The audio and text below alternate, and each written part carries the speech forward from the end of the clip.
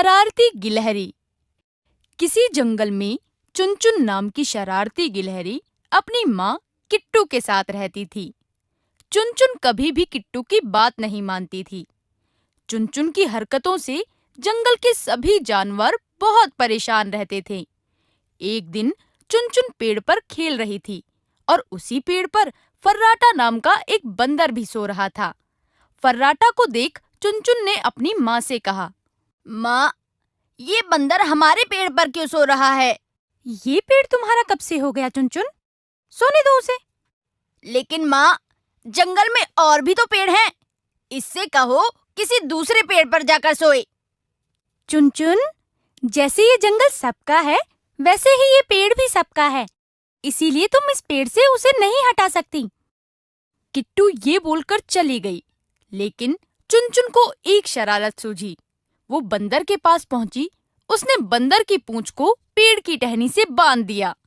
उसके थोड़ी ही देर बाद जब फर्राटा बंदर सोकर उठा तो उसने दूसरी टहनी पर छलांग लगाने की कोशिश की, लेकिन उसकी पूंछ बंधी होने के कारण वो दूसरी टहनी तक नहीं पहुंच सका और वहीं पेड़ से उल्टा लटक कर चिल्लाने लगा, बचाओ, बचाओ, मैं यहाँ पेड़ पर उल्टा लटक गया हूँ, बचाओ।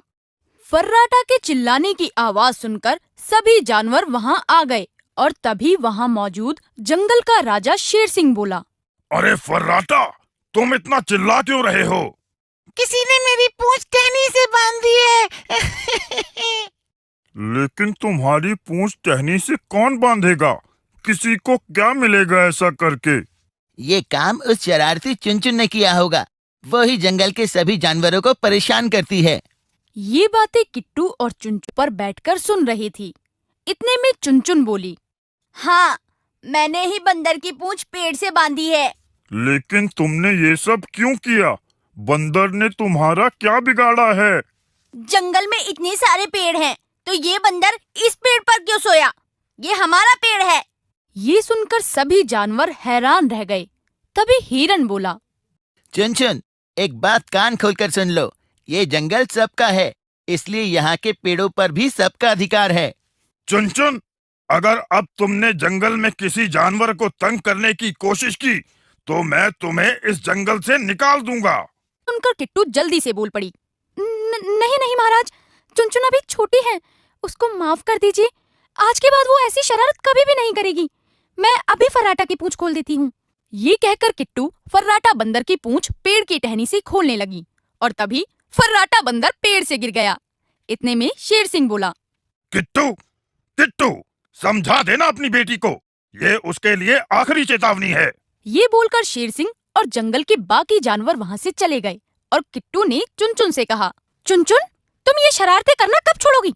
तुम्हारी ये ना समझी किसी दिन तुम्हारे लिए मुसीबत बन जाएगी, समझी? किट्टू की बात का चुनचुन पर कोई असर नहीं हुआ।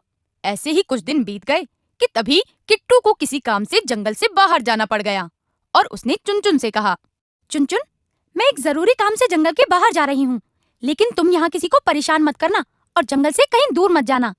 ठीक है माँ, आप चिंता मत करो, मैं किसी को परेशान नहीं करूँगी। लेकिन चुनचुन की बात पर किट्टू को विश्वास नहीं था, इसीलिए उसने अपने पड़ोस में रहने वाले कालू कौवे से कहा, कालू भाई, मैं जंगल से बाहर जा रही हूँ, 1-2 दिन में वापस आ जाऊंगी। क्या तुम चुनचुन का ख्याल रखोगे? ठीक है किट्टू, लेकिन जल्दी आने की कोशिश करना। तुम्हारी बेटी को ज्यादा दिन तक संभालना मेरे बस की बात नहीं है। कालू भाई, चिंता मत करो, मैं जल्दी आने की कोशिश करूंगी। ये बोलकर किट्टू चली गई और चुनचुन वहीं जंगल में रहने लगी। एक दिन चुनचुन पेड़ पर अकेली बैठी सोच रही थी, माँ को गए हुए इतने दिन हो गए, क्यों ना मैं भी जंगल से बाहर जाकर माँ से मिलूं। माँ मुझे देखकर कितना खुश होंगी। ये सोचते हुए वो पेड़ से उतरने लगी ताकि वो जंगल से बाहर जा सके। लेकिन पेड़ से उतरते हुए उसे कालू ने देख लिया और वो बोला, चुनचुन, तुम कहाँ जा रही हो? पेड़ से नीचे क्यों उतर रही हो? कहीं नहीं कालू अंकल, मैं तो बस पानी पीने जा रही थी। पानी पीकर जल्दी आ जाऊंगी। ठीक है, जाओ, लेकिन जल्दी आ जाना, रात होने वाली है। कालू की बात सुनकर चुनचुन वहाँ से चली जाती है और वो जंगल से बाहर जाने की कोशिश में रास्ता भूल जाती है। अब उसे दूर दूर तक कोई नहीं दिखाई देता जिससे वो रास्ता पूछ सके। उधर किट्टू जब पेड़ पर वापस आई तो उसे चुनचुन कहीं नहीं दिखाई दी। उसने कालू से पूछा, कालू भाई, चुनचुन कहाँ है? उसने थोड़ी देर पहले मुझसे कहा था कि वो पानी पीने जा रही है। उसके बाद वो अभी तक नहीं लौटी। कहीं वो किसी मुसीबत में न फंस जाए। हमें जाकर उसकी मदद करनी चाहिए। और रात भी होने वाली है। हमें अभी जाकर जंगल के सभी जानवरों को बताना चाहिए। ये कहकर किट्टू और कालू ने जंगल के सभी जानवरों को सारी बात बता दी। सभी चुनचुन को इधर उधर ढूंढने लगे, लेकिन वो कहीं नहीं मिली। तभी कालू को आसमान में एक बाज उड़ता हुआ दिखाई दिया। तभी कालू ने कहा, वो देखो, आसमान में बाज उड़ रहा है। इस समय ये बाज आसमान में क्या कर रहा है? लगता है वो अपना भोजन ढूंढ रहा है। हिरन की बात सुनकर किट्टू घबरा गई और बोली, कहीं ऐसा तो नहीं उस बाज की नजर मेरे किट्टू पर पड़ गई हो? तुम चिंता मत करो, मैं अभी अपने दोस्त मिट्टू तोते के साथ जाता हूँ और पता करता हूँ। ये कहकर कालू मिट्टू के साथ बाज का पीछा करने चला गया। उसने देखा कि बाज चुनचुन के ऊपर मंडरा रहा था। ये देखकर कालू समझ गया कि उस बाज का शिकार चुनचुन ही थी। उसने सारी बात जंगल के जानवरों को बता दी और वापस चुनचुन की मदद करने मिट्टू तोते के साथ चला गया। अब बाज ने मौका पाकर चुनचुन को अपने पंजों में दबा लिया। ये देखकर कालू बोला, मिट्टू, जल्दी उस बाज के पास चलो, नहीं तो वो चुनचुन को खा जाएगा। ये सुनकर मिट्टू और कालू आसमान में बाज से लड़ने लगी।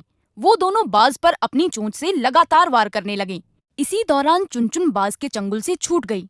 चुनचुन को नीचे गिरता देख जानवरों ने पत्तियों और घास से बना हुआ जाल नीचे बिछा दिया। चुनचुन उस नरम जाल पर आ गिरी। चुनचुन बेटा, तुम ठीक तो हो ना? हाँ माँ, मैं बिल्कुल ठीक हूँ। चुन, हम तुम्हें इसलिए समझाते थे कि शरारत मत किया करो। देखा, तुम कितनी बड़ी मुसीबत में फंस गई। ये सुनकर चुनचुन अपनी माँ से बोली, मुझे माफ कर दो माँ, मैंने कभी आपकी बात नहीं सुनी। अब से मैं कोई शरारत नहीं करूँगी।